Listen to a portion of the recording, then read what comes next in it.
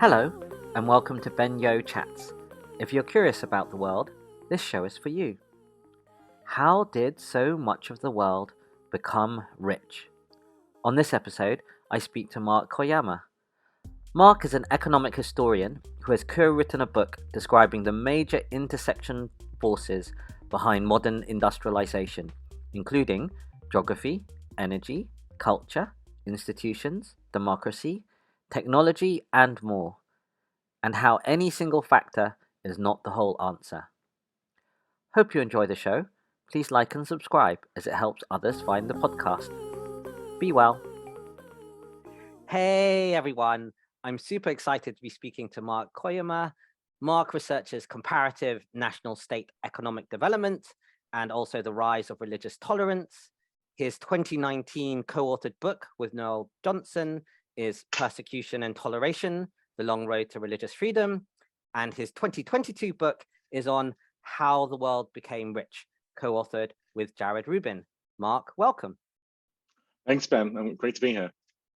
So first up, why do you think it has taken economists and historians so long to form central views on how we have become rich? Is it simply that historic data has been hard to reconstruct, or is it to do with the complexity of the interactions between these main various factors? We seem to have been slightly slow to really understand the causes of progress, and in fact, some of them are still a little bit contested. Great. So I think there are two elements to this. So one element is, for one, you mentioned briefly, which is the quality of the historical data. So even as recently as the 1980s, 1990s, there are great books on the origins of economic growth historically.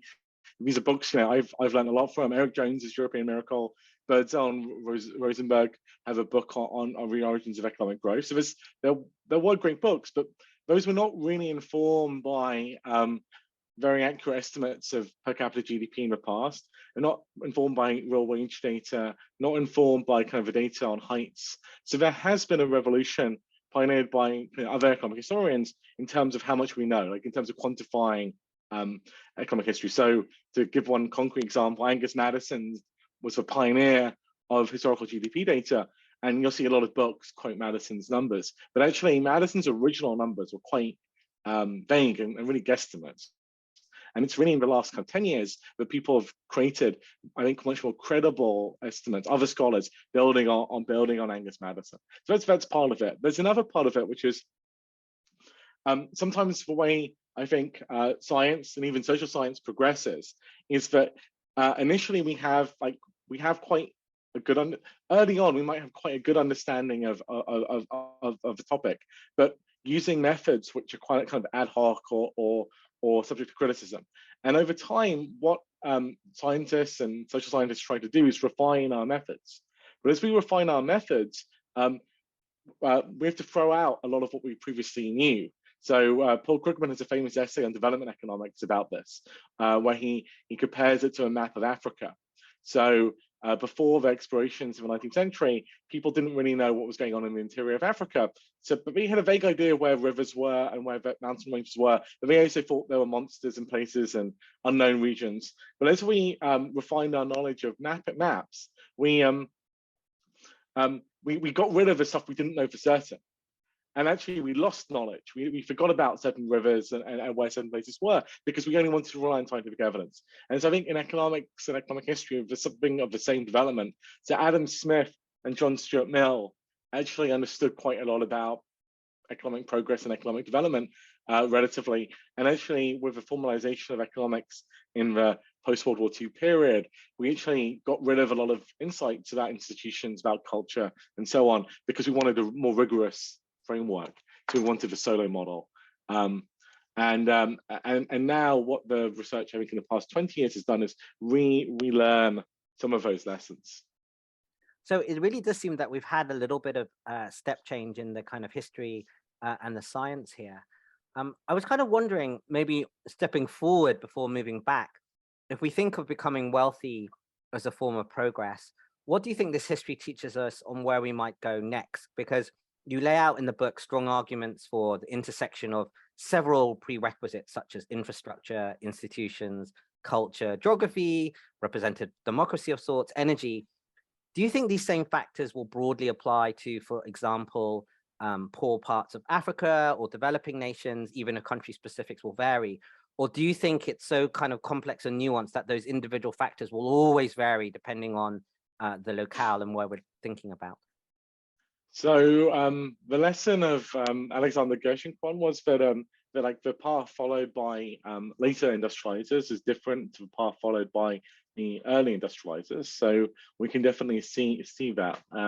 Like even in the poorest parts of the world, people today have access to cell phones and the internet, which obviously equivalently poor countries didn't have in the past. So you can think about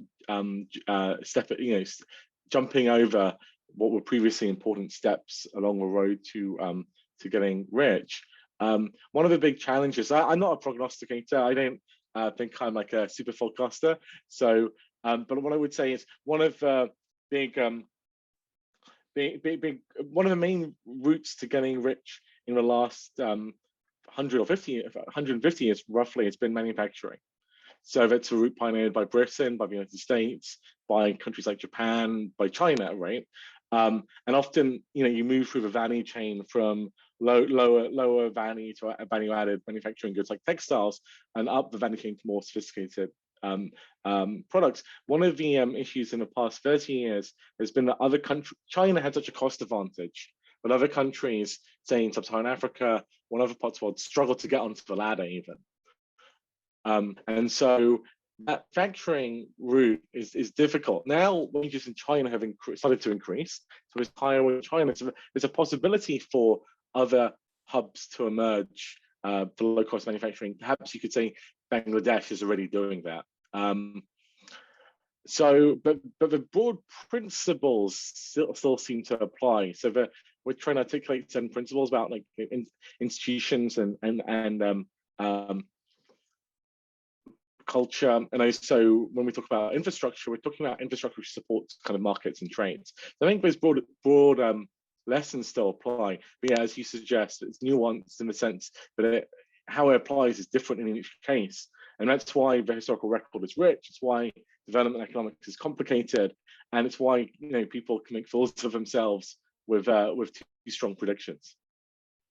Great. And then maybe again, just before skipping backwards, I'd be interested if you had a view on the richer nations themselves. So there's a lot of talk in, say, the UK or the US or many of the richer nations about how productivity may be more diminished recently and how we should be aiming for more growth or more productivity. And I'd be interested if you had a view whether some of those same factors, so new institutions, a kind of building culture or innovation culture, anything to do with infrastructure, do those lessons of history still apply to potentially getting some of this better? Because there's debates on supply side progressiveness, or whether we got too many regulations, or whether, like you say, once you've industrialized, you're kind of into uncharted territory and the lessons of history may not hold. So when it comes to current policy advice, so I think I and we don't talk about this in the book. This is because we deal with things historically. But I think in a country like the UK and many parts of the US, planning and housing are the biggest constraint. So I really subscribe to the cyclical housing theory of Evering, where housing is the high expense of the high price of housing, which is constrained largely by planning restrictions, is a big problem in terms of getting people to productive areas. So like you need to get young workers and ambitious workers and innovative workers to cluster in places like San Francisco or indeed London. And if they can't do so, if it's very costly to do so, that's a big drag on productivity. And I think allowing people to match, so allowing people to move to the locations where their particular skills are demanded is crucial. And so that's critical. Housing wasn't a central issue in the pre-modern period because it was largely unregulated. So London became a monster. It became a ginormous city fairly early on, like in the 17th century already, and there was no regulation whatsoever. People lived in horrific conditions, and there was a lot of overcrowding, a lot of negative externalities, a lot of slum housing, and that was obviously bad. But it was also good because it allowed productive, ambitious people to come together and work together. And you see similar clusters in the Industrial Revolution in the north of England. And I think actually in British economic history, the last major episode of housing building was in the 1930s, and that was critical in getting Britain out of the Great Depression. It's a lesson we often miss because our understanding of the Great Depression is kind of totally biased by what happened in the United States. But in Britain, housing is crucial in getting people out of the Great Depression. So I think that's what I would emphasize in terms of most important thing that I can currently think of in the modern world. I'd also say that in general, adapting our institutions for the new productive technologies is important. So this rise of the intangible economy, and having the right institutions which are appropriate for that. So I kind of sometimes feel that copyright and intellectual property right laws are not really best suited to fit the current technological environment we live in. Very good.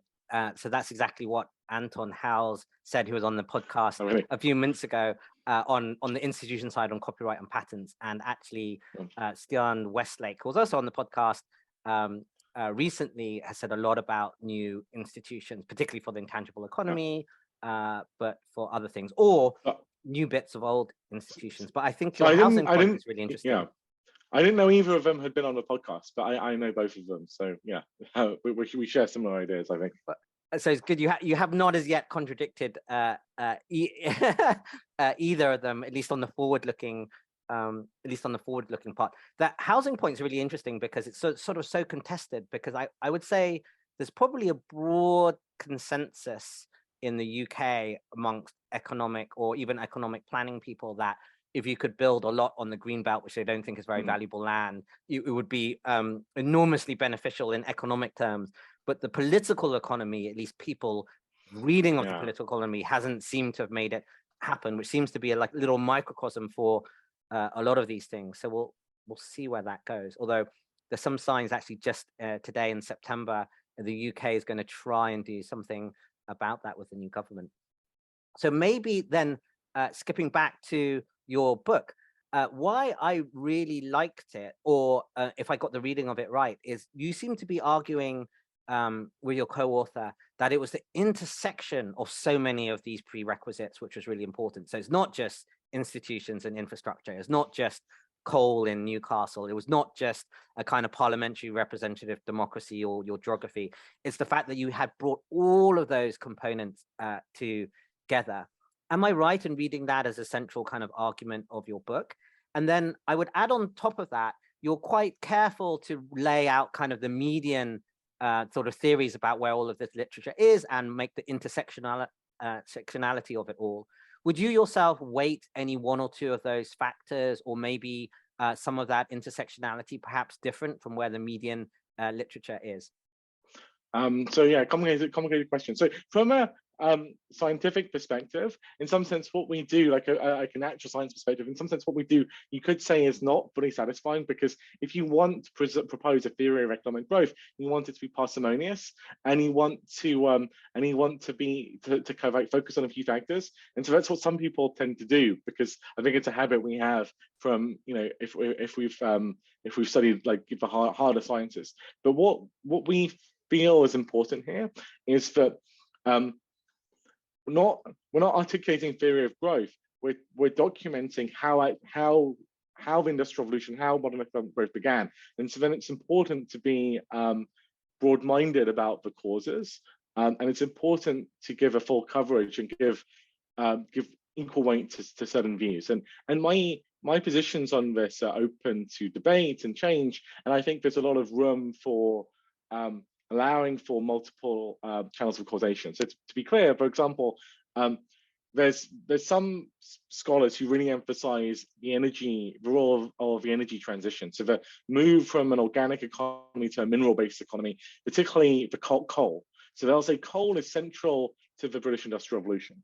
And those who push back will say, look, like John McKay, Britain didn't have to have a coal, it could have imported energy. And even if there hadn't been coal, there were enough incentives to utilize other energy sources, and maybe growth would have been different or slower, but there still would have been something that we would recognize as the Industrial Revolution even without coal. And so not to, in my own reading of this, not to overestimate the role of say coal or other productive technologies, but I'm aware of ongoing research. There's a paper by Kevin O'Rourke and some co-authors, I think, which is showing a correlation between coal and city growth.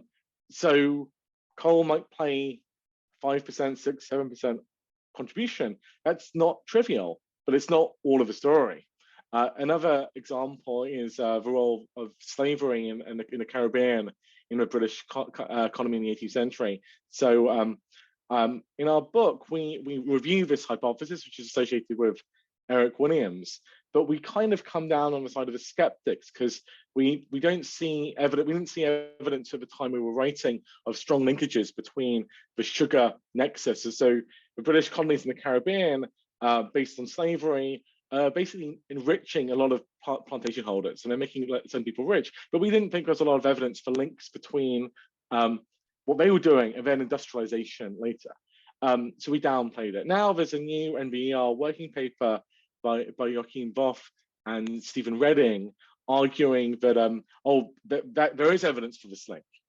And so, but it turns out if you read that paper, and they say this is support for the Williams hypothesis, but if you find this paper, even in this paper, they find the statistical link between slave wealth, basically, and like local levels of manufacturing. But even on this paper, the effects are actually small. So I think that we wanted to present an account which we thought was fair to all the literature, was as up to date as we could possibly make it, given when we were writing, and that which we'd be happy with in 10 or 15 years as people do more papers and more studies. And so we're willing to adjust things on the margin, and we do think it's a multi-causal process. So there's no single factor that was critical. You could imagine the Industrial Revolution happening a little bit later, or a little bit slower, or a little bit faster, minus or adding some of these factors. So none of these factors to me is super decisive. And you can imagine missing, if England had missed several of the factors that we identify as important, you could imagine industrialization not happening. You could imagine 17th and 18th century Britain as a comparatively rich commercial trading society, but one which doesn't produce an industrial revolution. Great. Oh, that brings up so many thoughts. So I would reiterate, that means you think there's no one factor, for instance, which would make even 20 or 30% of of the roots of getting rich, because it's unlikely to be one decisive factor. That's still a multifactorial thing, and maybe we'll go through some of them about how you potentially weight it. Yeah, if anything's critical, it's for science in terms of preventing the industrial revolution from petering out. So if any one thing is critical, you take away the scientific revolution and the connection between scientists and engineers, then you start to think that maybe the first industrial revolution still could have happened, because many of the inventions like the spinning jenny didn't depend on science, but then you get stuck there basically. Okay, that makes a lot of sense. And maybe skipping back, actually, this is kind of a question from Anton Howes, which is, so why do you think then some older civilizations like the Romans or the Greeks or the Chinese, was it that science part, or was there something else which meant that they couldn't sustain their industrial revolution? And maybe you can go one skip further, and if you think about between Britain and Holland, which you cover in the book, that you kind of think that Britain really did sustain it, and the Dutch didn't quite make it in the kind of like half mini age before that. At least that's what I get of your reading of the literature. Yeah. So yeah, certainly. So this is a long-standing puzzle which I don't think we have a great answer to. But the Romans and the Greeks had a lot of, had amazing technological know-how in many respects, but many of the things they used it for seemed to just be for toys. So early steam engines in Hero of Alexandria, they're used basically to move things in temples. They're gimmicks. So why are they not using it for industrial purposes or profit-making purposes? You can tell a cultural story for why that is.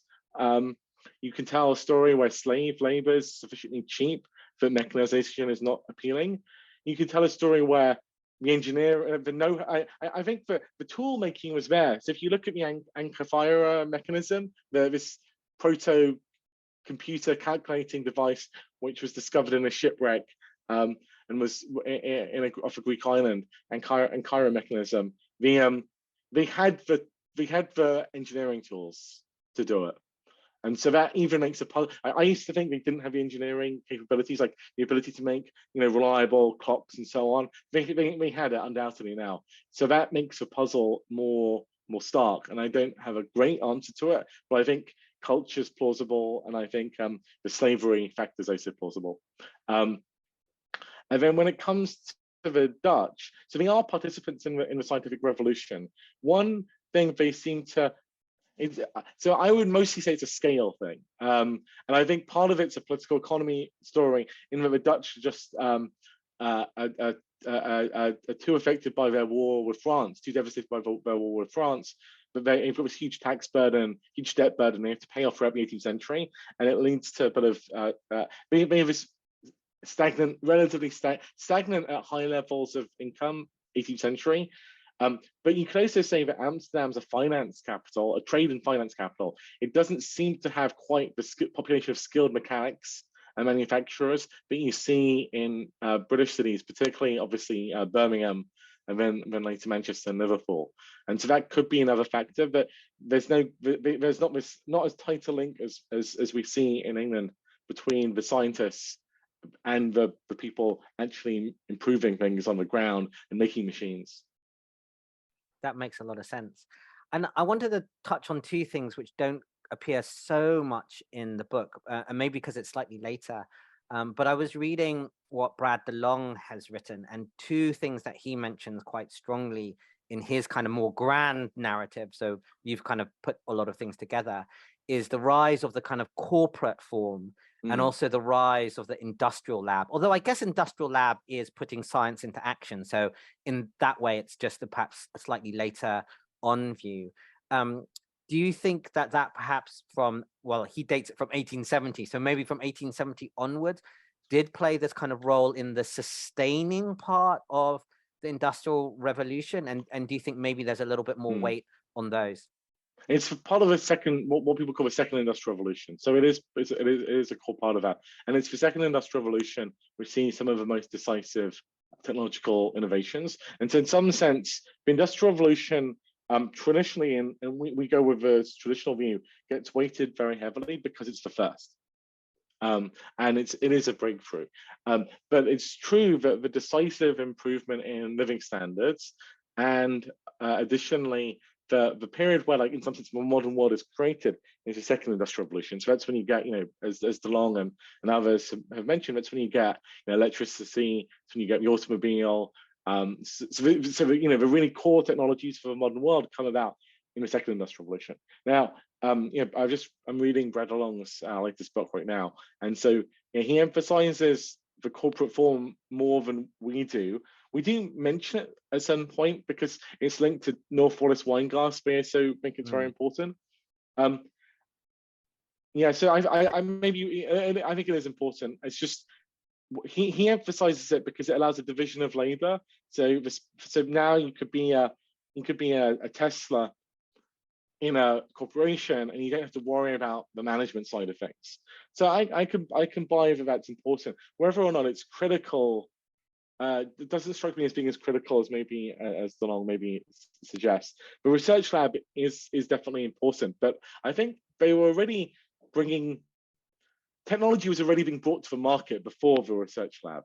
So whether or not that's like as decisive or just a part of this overall process of making innovation profitable is debatable. But I don't have I don't have a problem with emphasizing them. I think it's just a matter of emphasis. Sure, that makes a lot of sense. Maybe we can argue a tiny bit or delve into this corporate form thing, because I guess some people put a lot of weight on that, the British East India or maybe the Dutch East India and this corporate form. And I think it is interesting that the world now is, very much this kind of corporate form that you have. The other observation I have is really on what some cultures or country, and we can be slightly careful about how we talk about culture because we don't kind of mean it in any sort of dismissive way. But I think of this as a kind of view of credit or the corporate form within some Islamic way of thinking, because actually even to today, the securitization of assets and how they deal with credit is a little bit difficult in terms of that kind of securitization. So I do wonder whether maybe there is something more to that corporate form, or whether that may be just kind of as an emergence from this idea that you had a saying in the first one about institutions. So you simply needed some sets of institutions to carry forward these ideas, and actually the corporate form was that, but really it's just a kind of extension of institutional thinking. Yeah, I mean, I certainly like some scholars have emphasized it more than we have. As I so Naomi Amaro and Jean Laurent Rosenthal, it's emphasizing this development of a corporate form. It is a decisive thing in the 19th century, and it's just yeah, I don't feel I feel so it's important for risk sharing, and it's important, I guess, for innovation, and it does matter for making for North Weinglass emphasized the idea that you have long-lived organizations which are separate from the state. And I think that is important. It's just we see it as I think because we focus a bit more on the industrial revolution than on the second industrial revolution, and we focus a little bit more on what developments in Britain and Europe and on America, that we're a little bit less kind of this is the key innovation. But yeah, I definitely think it's important. Credit's important, banks are important. I just don't think they're the decisive thing. I think by the time you get corporate form, the modern corporate form, the genie of economic growth is, in my view, already out of the bottle. So that's why I'm not emphasizing it as much as perhaps others do. Yeah, well, that's good to know. Well, I think you might be right and DeLong might be wrong, but obviously it's still not necessarily a settled debate. And I guess this is one of the other things you don't, you sort of mention in passing, but don't put as much weight on. And actually, I haven't seen too many, but I do wonder about the role of the creation of markets for intangibles at the time. You particularly see this in patents. And you see this kind of strangely because actually where you have certain companies formed today, seem to depend on patents and patent laws.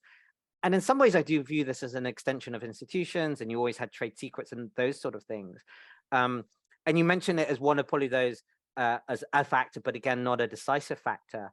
But I wonder, because there's so much emphasis on intangibles today, whether it is actually one of those foundational aspects, which actually, if we didn't have, it might have been very hard for us to sustain. Very hard to know about the counterfactual, but I was interested in whether you thought more about the role of either patents or the institutions around intangible ideas and copyright and the like. The literature on in economic history has tended to be a bit down on the role of patents in the industrial revolution per se. So that's kind of, and that's what we follow. So a lot of important innovations in the industrial revolution were not patented. And then there's a debate, I don't take a strong view on this, but there's a debate about James Watt's patent on the steam engine. Did it block subsequent invention or did it not block it? People have made strong claims that it blocked it. Others, I think George Selgin, argue that it didn't necessarily block it. So there's a debate on patents in the Industrial Revolution itself, which I think, even if it's not fully settled, doesn't point towards patents playing a particularly decisive role. Nonetheless, patents could still have mattered later as we go into the 19th century. So people are innovating for a bunch of reasons in the 18th century and the 19th century, and obtaining a patent for innovation is only one and potentially a minor reason for it. Now, going to the 19th century and early 20th century, you need some way to protect, you need some monopoly rents to reward innovation. And so, but can trade secrets do as well as patents?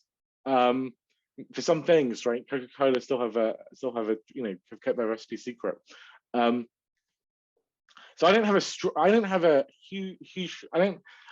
I think patents are not decisive or that important in the Industrial Revolution. Now, did they make a positive contribution towards innovation in the later 19th century, early 20th century? I believe a case could be made for it, but I'm not more expert than that.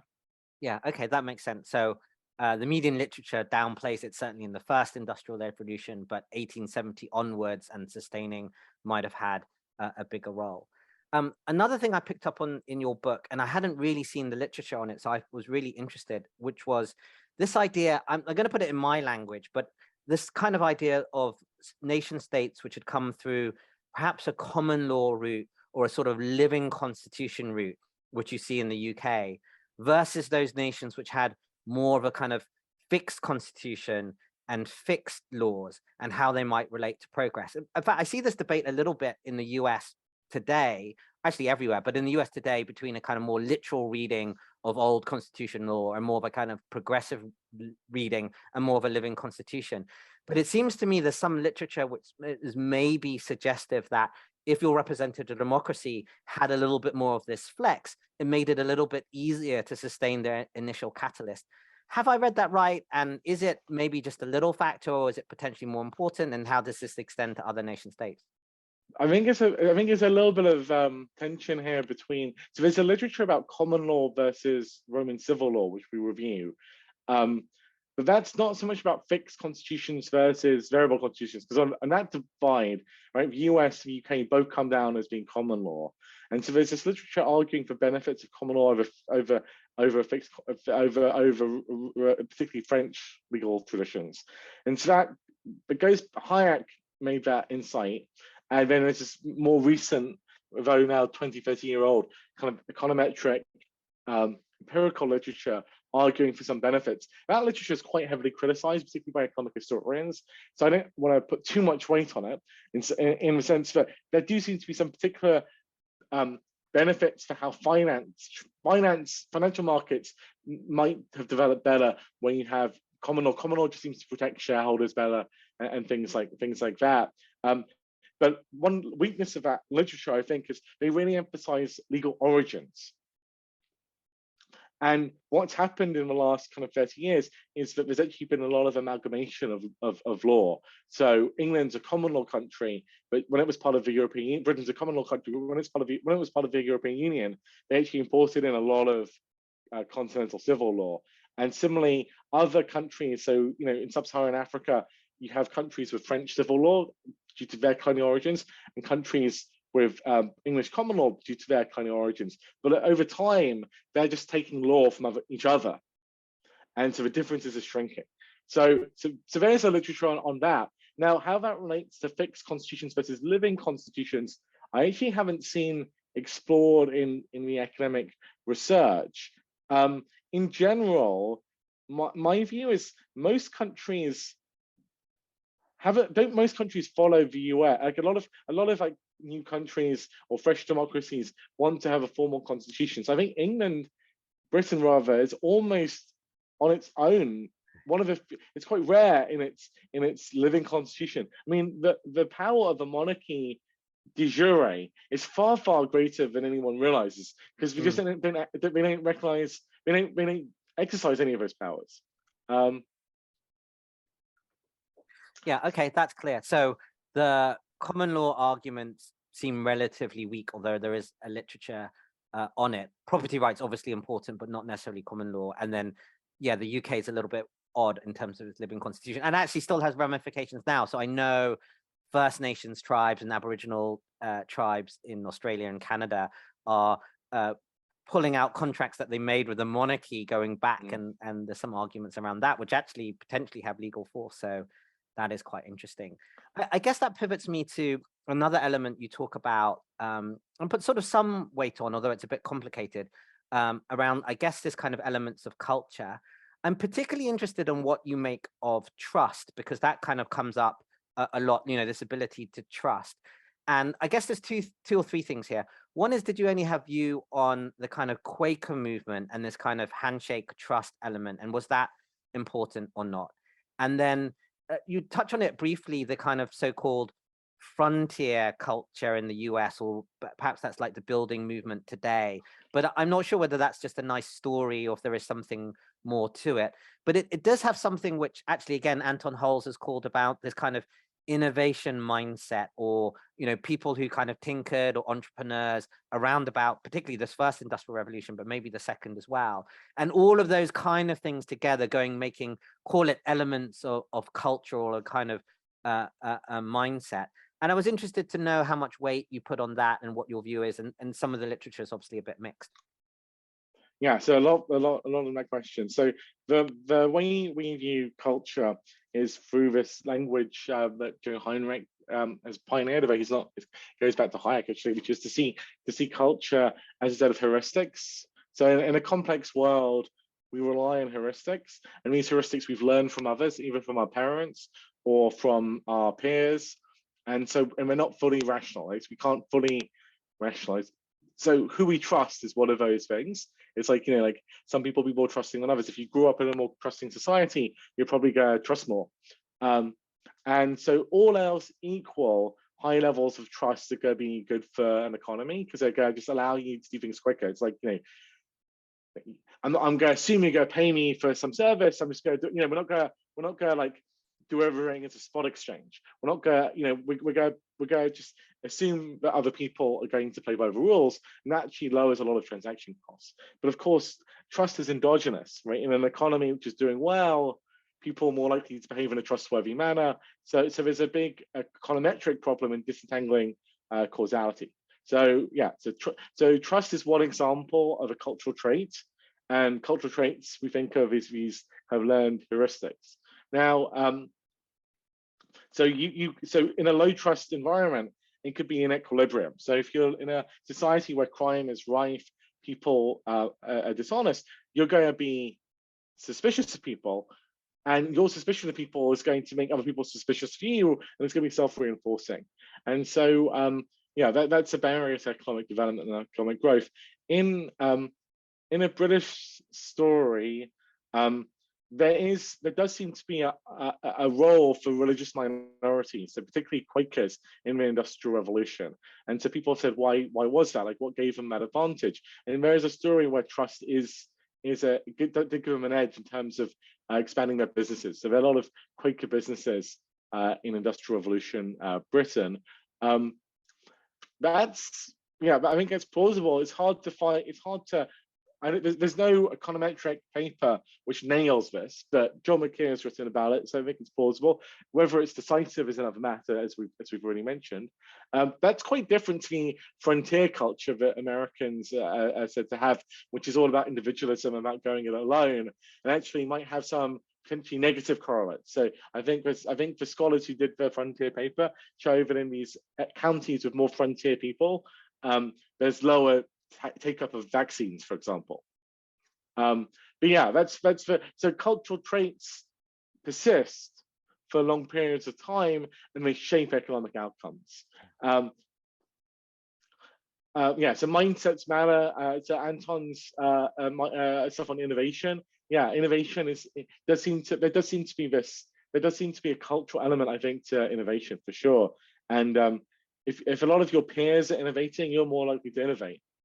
If everyone takes very kind of low risk jobs and doesn't push the boundary out, then that's your incentive as well. So I do think innovation matters. I'm sorry, culture matters for innovation for sure. It's hard. It's not something you can pull a policy lever and just fix by by lowering the interest rate. It's something which it's hard to see on the ground, but it matters. Yeah, that makes a lot of sense. And so, like you say, but if trust is that foundational element, maybe you could argue in the frontier culture, if you're going at it alone, you maybe have less trust, there's less of a community. Arguably, we could see, and what you say about Quakers, and then the heuristics, you kind of do what everyone else is doing. So if people are innovating and that mindset. I think the Quaker piece is interesting because some of the stuff I've read suggests that they were kind of foundational in elements such as the end of slavery within that. Yeah. And I was kind of interested in some of your views about where social and moral progress may or may not fit in here, because and maybe we can reiterate it again. Your reading of the literature is that slavery was actually quite small and probably didn't have such a huge role in terms of industrial revolution. But I'm thinking, if you got slavery, if you think about maybe women's votes or women entering the work world more, maybe more modern day times, you've got minority rights and things. So if we think about where we have a moral and social progress. Does it run separately or does it interact? I mean, it obviously kind of helps some way and it's probably got this complicated interaction. I'm not sure you can necessarily say which one comes first or they influence one another, but has anyone tried to kind of look at this and has come up with anything which can actually be reasonably substantiated? Or I find it's probably quite a hard thing to know, either the counterfactual or have the data. It's very hard. No one's been able to do it yet. It's an interesting question. So I think in my book on religious toleration, and economists, like most economists, will tend to push more materialistic views of these things than non-economists. I think, although not actually, well, I'll caveat that. But the very materialistic view about this is that when you're starving and you're poor, the network, the circle of people who you can really care about is also pretty small. So if you're poor in medieval Europe, you're going to care about your immediate family and your neighbors and people in your village, and you're not going to really care about people being enslaved in other parts of the world or other areas. And indeed, in England in the early modern period, people's moral circle was smaller. And so the fact that slavery was atrocious and abominable, but it was happening in the Americas, it was happening in the Caribbean islands, who were not seeing it, made it seem less bad. To British at least, and so it did. So one view, the materialist view, would be to say like it's only when you get rich enough, you get some surplus income, and you're no longer thinking about where your next meal is coming from. Then you have the resources to think about wider moral issues. So that's a very materialistic view, which is to say first you need some economic growth to get going, and then as you get richer, you're going to care more about people who are not in your immediate circle. That materialistic view, I think, is largely, to a large degree, quite true, but it's also missing a lot of things as well.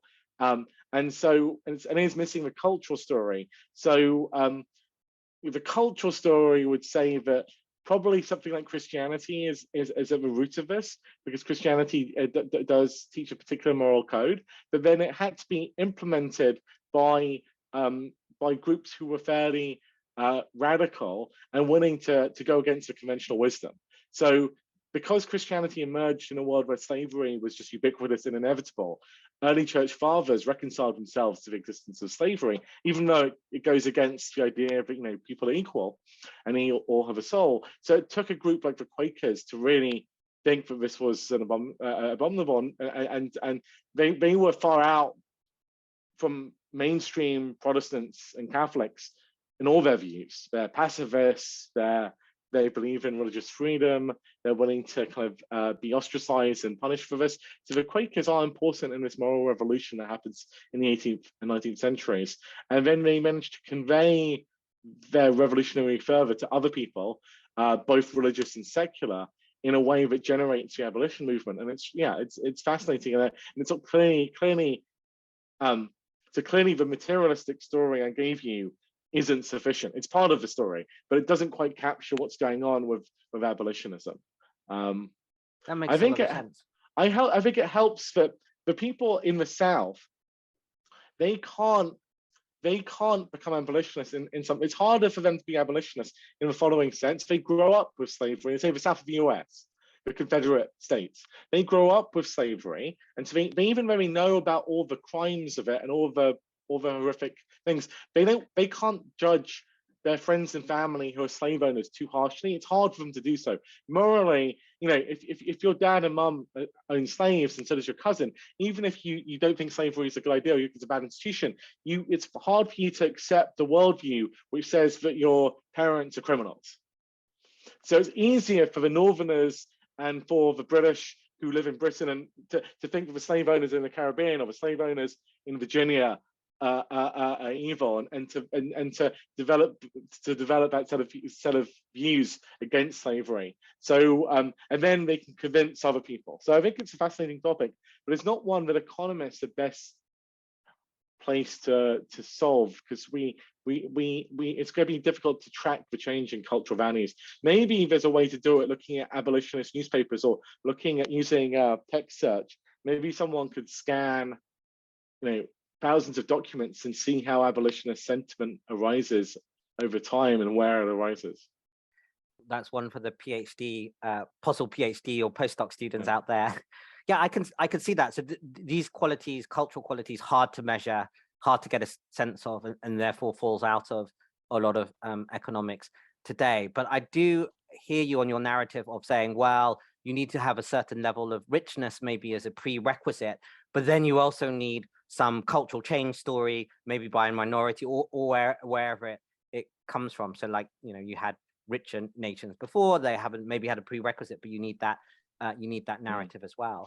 That has maybe made me to reflect. If you fast forward to today, and I think particularly maybe around climate and those externalities, and maybe around about inequality as well, uh, if those lessons still hold, it seems to me that you would then need nations to become extremely rich, everyone to be as rich as possible, and then also need a narrative about how important that might be. And actually, that kind of maybe sort of fits today. You have got some people with that narrative, but you also have, innovation and say the techno optimists or realists saying like, no, we need to be wealthy, or we will be wealthier to handle this. So it kind of even fits today. I don't know what you had any thoughts about the climate piece or maybe the inequality piece about fast forwarding that, because obviously it wasn't such an issue a few hundred years ago.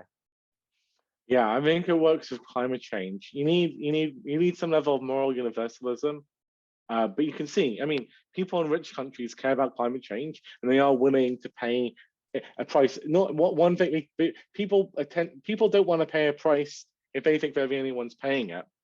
So that's why it's hard to cut down your own emissions without too much. If you don't think everyone is also sacrificing, but people in rich countries are willing to pay through taxes.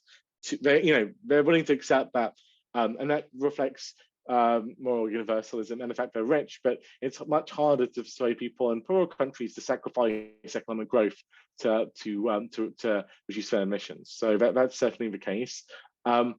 I think inequality is a little bit of a different story, so I'll leave it there. I think it's a little different to yeah, I kind of think it's got different motivations. I think in a quite big moral universalism, which motivates concern about the slave trade, concern about say genocides in other countries, or concern about climatic catastrophes.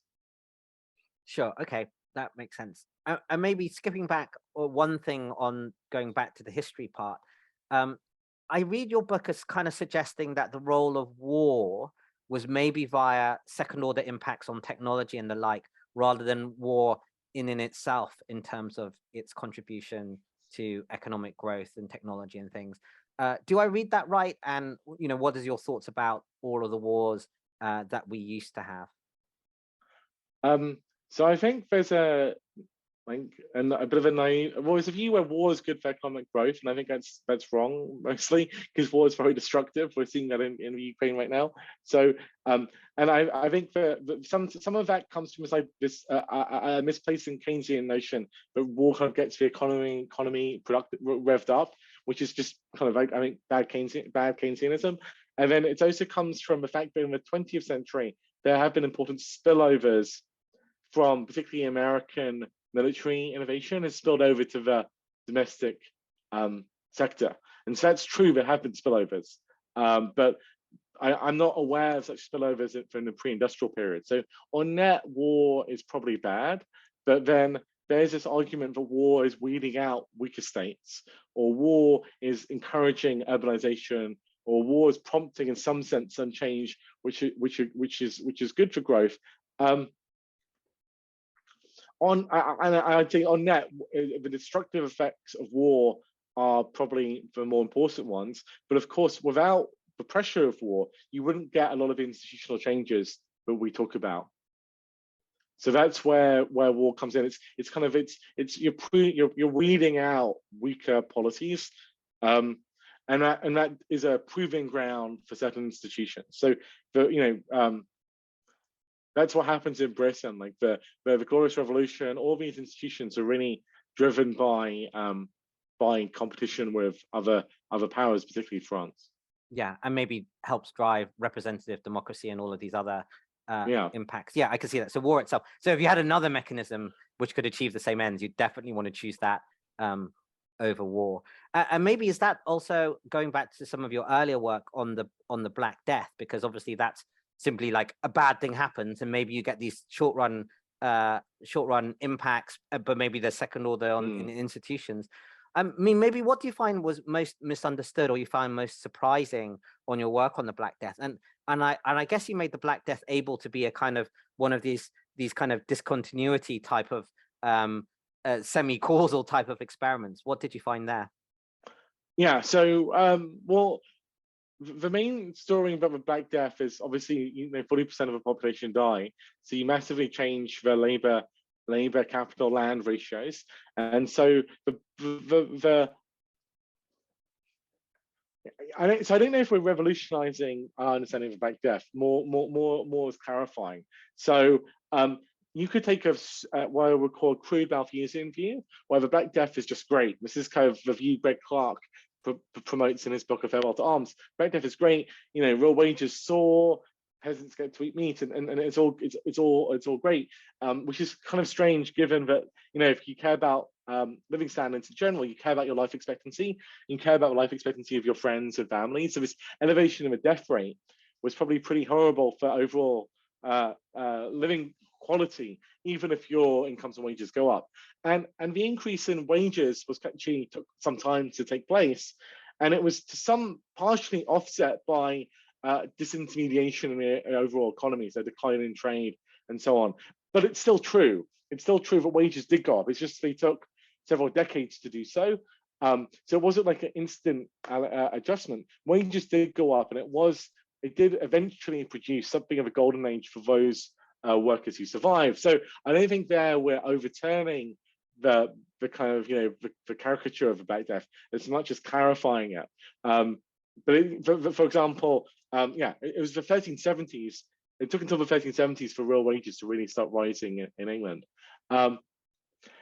Is the Black Death a watershed moment? I have to admit, I'm still unsure about this after all this research on it.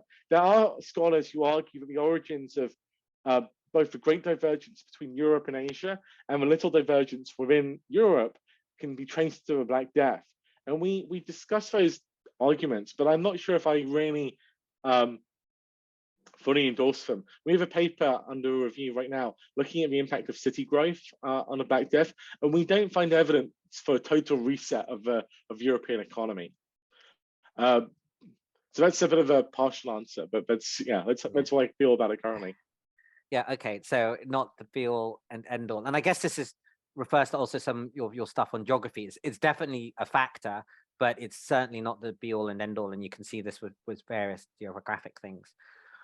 Okay, well, I thought we'd maybe do a short section on overrated and underrated if you're game, and then end with a couple of questions. So you can do a quick answer, or you can pass, or make some comments. We just got 3 or 4. So overrated or underrated GDP as a measure? I think underrated now. The HDI or the other measures just correlate with GDP very well, and so with a few exceptions, like you have Gulf states which are very unequal and do bad on some other aspects. But yeah, basically GDP is good, growth is good. All the criticisms and caveats that people have, they're not that important relative to the overall message. For GDP good is good, growth is good, and ordinary people underrate how good it is. That seems fair. And I guess that probably means you underweight maybe natural capital and happiness research, as then actually just correlates with GDP. Yeah, basically, yeah. Great. Carbon tax or carbon pricing? I think it's underrated because it's seen as now it's seen as like a political economy, like no-go area, especially in the US. It seems like attempts to carbon tax failed. I tend to think that a lot of the policy mistakes of the last 20 years, this goes for housing as well, have been maybe due to politicians failing to lead in a way that maybe they could have done. And I'm not an expert on politics, so I'm intentionally naive on this, but I kind of think that sometimes the politicians are too deferential to the electorate, and they're too deferential to the media. So they're too deferential to the UK to the BBC. and to the way the BBC phrase things. So getting on to current politics, I guess now, it's like the current, I think it's refreshing to have government policy where they're just like, no, like, this is what we think. Now, we could be wrong and it could be disastrous. This is what we think. You've elected us. This is what we're going to do in some sense. And so I think carbon taxes should just have been, I think that you should have had politicians brave enough to, after, campaign on them, run on them in their, in their elections, and say we're going to implement a carbon tax and we're going to make it revenue neutral. So we're going to cut income tax and charge carbon taxes, and it's just they don't poll well. People don't like the idea of paying more for energy or more for petrol or gasoline, so they don't get implemented. And in the US, they're seen as like, this neoliberal elitist policy. So both Republicans hate them, and then Bernie Sanders, Democrats hate them. So that's why there's a coalition against them.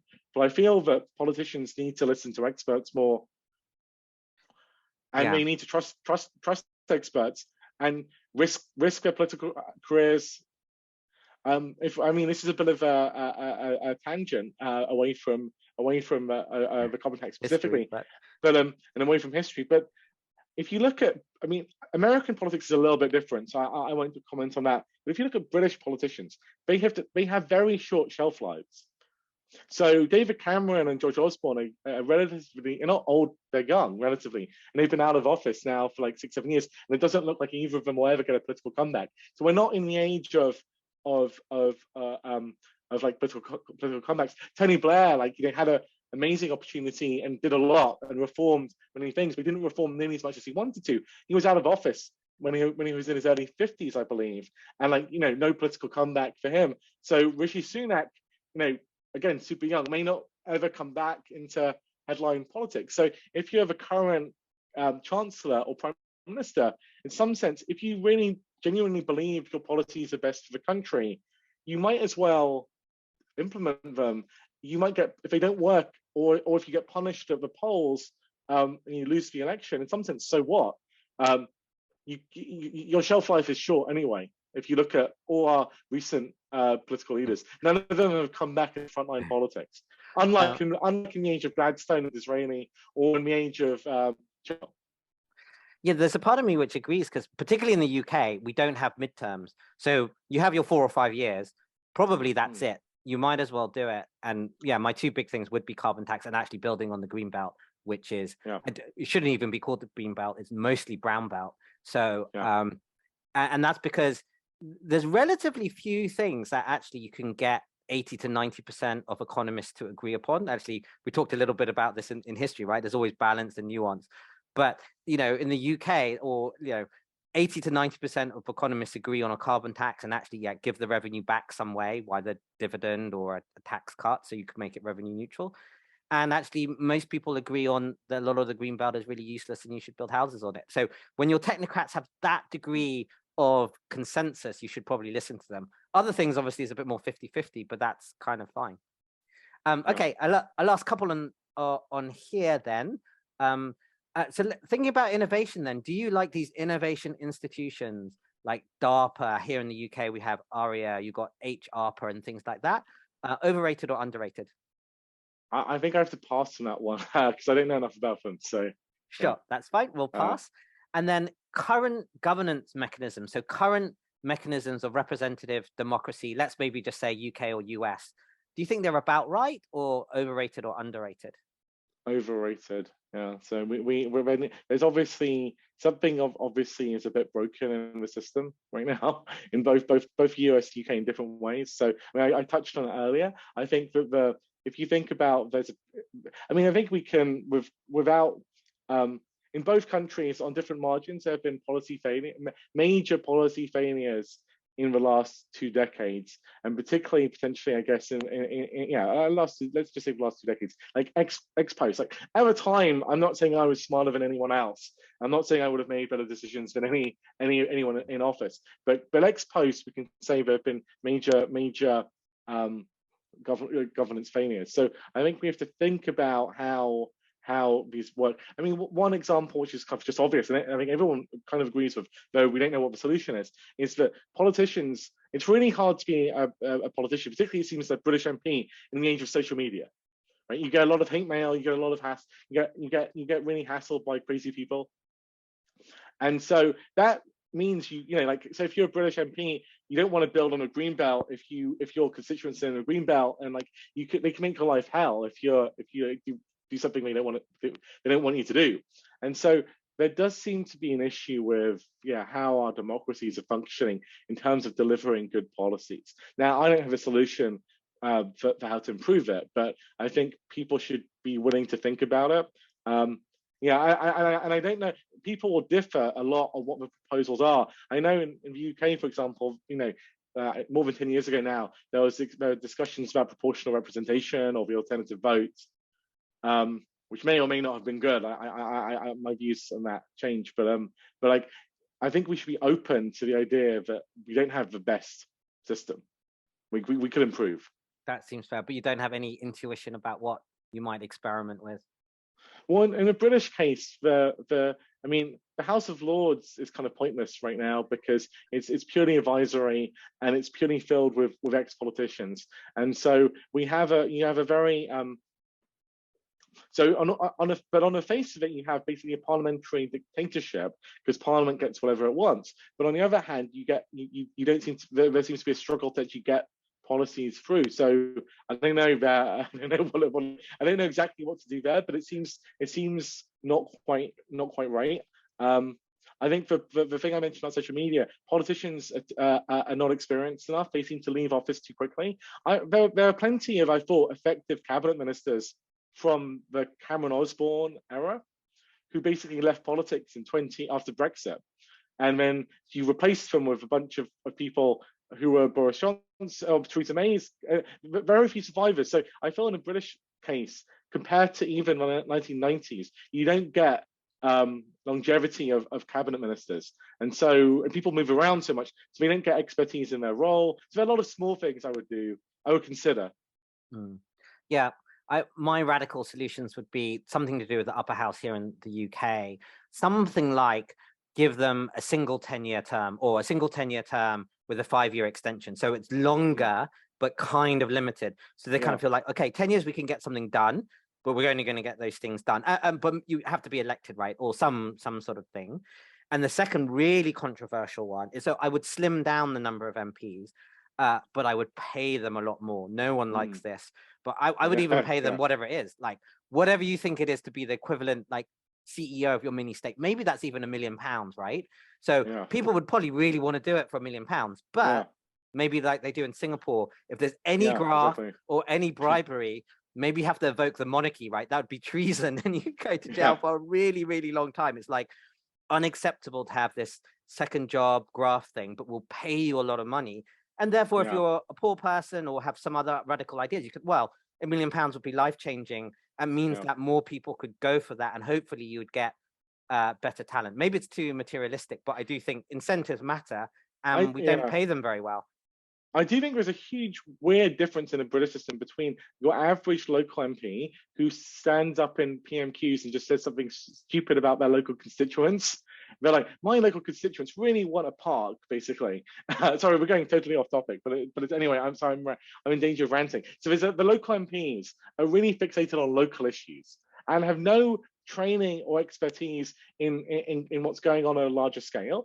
And they don't have access to high quality advisors or so on. So they really are quite trivial in terms of what their concerns are. And then being a cabinet minister, suddenly you get to be a cabinet minister and you're in charge of a national health service. Like, how can one person be in charge of a national health service? It's like the size of a small country, basically. And it's got so many issues, so many complexities. And so to the idea that you can go just from being an MP to that position, it seems wrong. And I think bigger constituencies, less localism might be a way forward. But yeah, I'm just totally speculating. Well, that, and on an NHS as well, you know, they generally have neither healthcare training nor economic training nor healthcare economics trainings, which is a huge profession in itself. Okay, so last one on the overrated, underrated, universal basic income, UBI. So I think that's overrated right now, at least by its proponents, because de facto, well, two things. Firstly, I think work is an important component of human existence, and on the one hand, I appreciate the idea of it. It could allow people to pursue work they're passionate about, like whether it's like podcasting or YouTubing or something like that. But I do worry that it could just support indolence. Um, and I also think that it's de facto will not replace. Milton Friedman's idea of a negative income tax was to replace all other welfare, and like really to slim down all other programs and replace it with something like a UBI. And I think in principle that would be potentially an improvement, but in practice it's not going to be like that. It's going to be another form of welfare, and I just wouldn't focus on it basically. That makes sense. Would you prefer a universal basic infrastructure? That's something that Diane Coyle, who's also been on the podcast, has mentioned. Or maybe more controversially, I hear sometimes a kind of job guarantee system. I have no idea how that would work, but to get around this problem about actually jobs do mean something to people.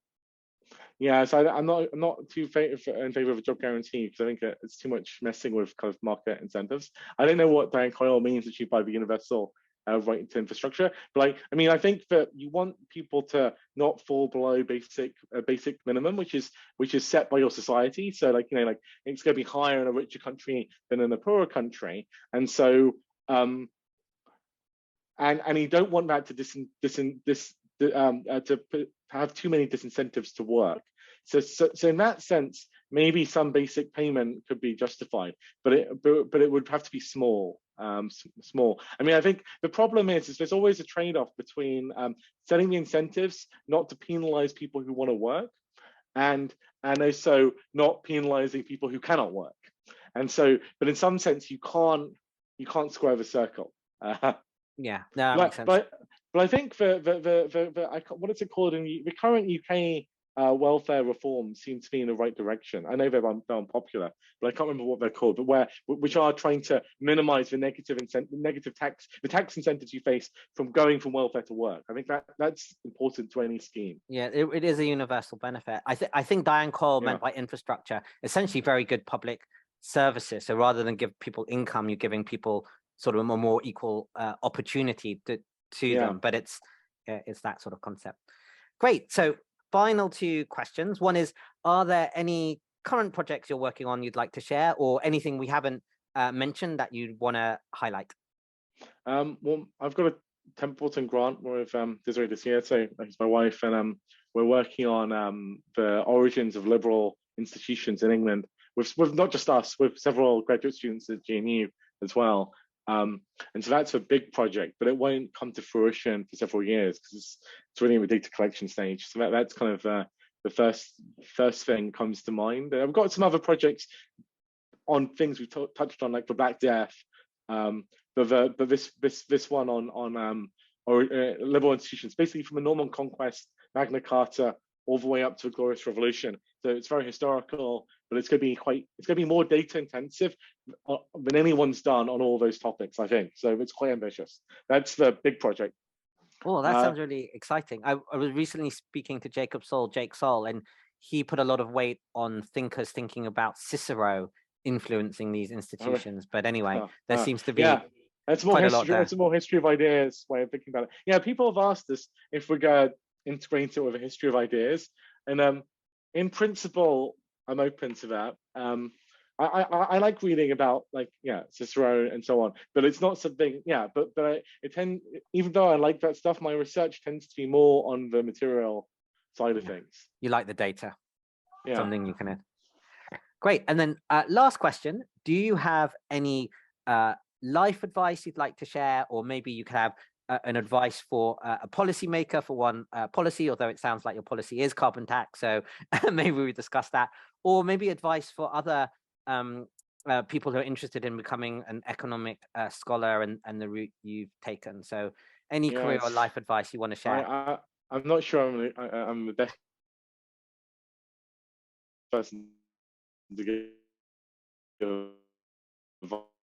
So I don't have a huge. It's easy in that we've got amazing resources online. So podcasts, Everything is online basically. So the young person who's like ambitious and interested can actually get to speed quickly. So you can teach yourself econometrics by watching tons of YouTube videos. Like most people won't, right? Because there's other stuff to watch on YouTube. There's other stuff to do. You know, I could be teaching myself foreign languages on YouTube, and I'm not doing it because my opportunity cost, I guess, is maybe high. But if you're young and want to study this stuff, you can get a huge head start just by using the internet cleverly. And you have to work out how. I mean, Tyler Cowen's advice is, find the right mentors, find some people, and kind of like learn from them. But you could do a huge amount early on to give yourself a head start before you go to university. Because to be honest, like the university experience isn't necessarily going to be all that great. It depends where you go, but like it could be, you don't know what you'll get into, and you'll be distracted by other things. So I would start early and try and learn as much as possible on your own, and you can be ready for your PhD program by the time you're an undergrad. Yeah, that makes a lot of sense. So basically, use YouTube and the internet very well. Did Tyler interview you coming through? Did you have a classic difficult Tyler question? Yeah, he interviewed me for my job. This job, but a long time ago now. But to be honest, his questions, I don't know, I can't remember exactly how I did. He asked some good questions, yeah, of course. Nothing really tricky that you remember to this day? I mean, one of his questions was, what's the most important thing in economic history? And then when I said what it was, and it wasn't exactly what I was working on, why aren't you working on it? Oh, that's tough. And he said, "Well, now I've written a book." So I mean, I just said I was. I basically, my answer was just, but what I was working on indirectly shed light on this really important thing, even if it wasn't it. I can't remember all the others, but he obviously asks sharp questions, although they're slightly different, I think, the ones he asked in those days to the ones he asks now.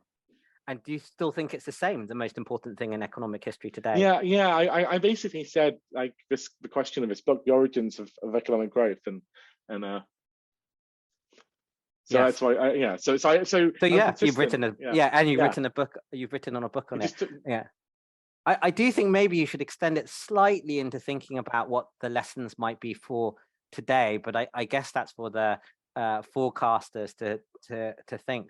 But I think it's really intriguing because the way you put it all together, and it has made me think about some of these things that if you go back to some of the historical roots, that maybe some of them you could just do more of, or maybe radically more of, and we should try that. So I heartily recommend everyone listening to get a hold of the copy of the book, available from internet and all good bookstores and the like. And Mark, thank you very much for joining me. Thanks, Ben. Yeah, it's been a pleasure. If you appreciate the show, please like and subscribe, as it helps others find the podcast.